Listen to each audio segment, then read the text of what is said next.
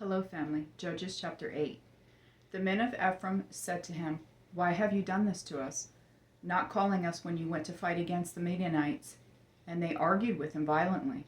So he said to them, "What have I done now compared to you? Is not the gleaning of Ephraim better than the grape harvest of Abiezer? God handed over to you Oreb and Zeb, the two princes of Midian. What was I able to do compared to you?" When he said this, their anger against him subsided. Gideon and the 300 men came to the Jordan and crossed it. They were exhausted, but still in pursuit. He said to the men of Succoth, "Please give some loaves of bread to the troops under my command, because they are exhausted, for I am pursuing Zebah and Zalmunna, the kings of Midian."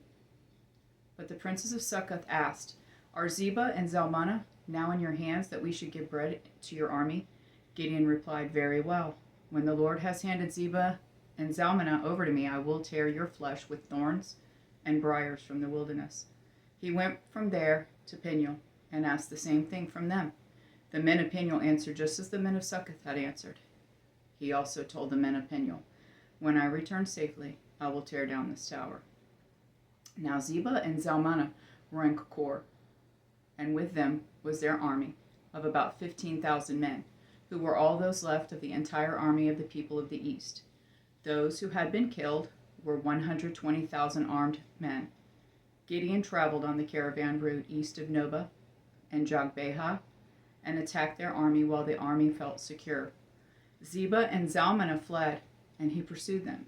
He captured these two kings of Midian and routed the entire army. Gideon, son of Joash, returned from the battle by the ascent of Heres. He captured a youth from the men of Succoth and interrogated him.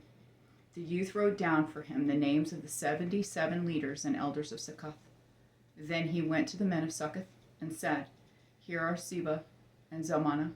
You taunted me about them, saying, 'Are Zebah and Zalmunna now in your power, that we should give bread to your exhausted men?'" So he took the elders of the city, and he took some thorns and briars from the wilderness, and he disciplined the men of Succoth with them. He also tore down the tower of Peniel and killed the men of the city. He asked Zebah and Zalmunna, "What kind of men did you kill at Tabor?" "They were like you," they said. "Each resembled the son of a king." So he said, "They were my brothers, the son of my mother. As the Lord lives, if you had let them live, I would not kill you." Then he said to Jether, his firstborn, "Get up and kill them." The youth did not draw his sword, for he was afraid because he was still a youth. Zebah and Zalmunna said, "Get up and strike us down yourself, for a man is judged by his strength." So Gideon got up, killed Zebah and Zalmunna, and took the crescent ornaments that were on the necks of their camels. Then the Israelites said to Gideon, "Rule over us, you as well as your sons and your grandsons, for you delivered us from the power of Midian." But Gideon said to them, "I will not rule over you, and my son will not rule over you. The Lord will rule over you." Then he said to them, "Let me make a request of you. Everyone give me an earring from his plunder." Now the enemy had gold earrings because they were Ishmaelites.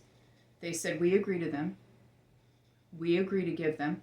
So they spread out a cloak, and everyone threw an earring from his plunder on it. The weight of the gold earrings he requested was 43 pounds of gold, in addition to the crescent ornament and ear pendants, the purple garments on the kings of Midian, and the chains on the necks of their camels. Gideon made an ephod from all this and put it in Ophrah, his hometown. Then all Israel prostituted themselves by worshiping it there, and it became a snare to Gideon and his household. So Midian was subdued before the Israelites, and they were no longer a threat. The land had peace for 40 years during the days of Gideon. Jerubbaal, that is Gideon, son of Joash, went back to live at his house. Gideon had 70 sons, his own offspring, since he had many wives. His concubine, who was in Shechem, also bore him a son, and he named him Abimelech. Then Gideon, son of Joash, died at a good old age, and he was buried in the tomb of his father Joash in Ophrah of the Abrazites. When Gideon died, the Israelites turned and prostituted themselves by worshiping the Baals and made Baal-berith their god. The Israelites did not remember the Lord their God, who had rescued them from the hand of the enemies around them. They did not show kindness to the house of Jerubbaal, that is Gideon, for all the good he had done for Israel. I love you, Jonathan.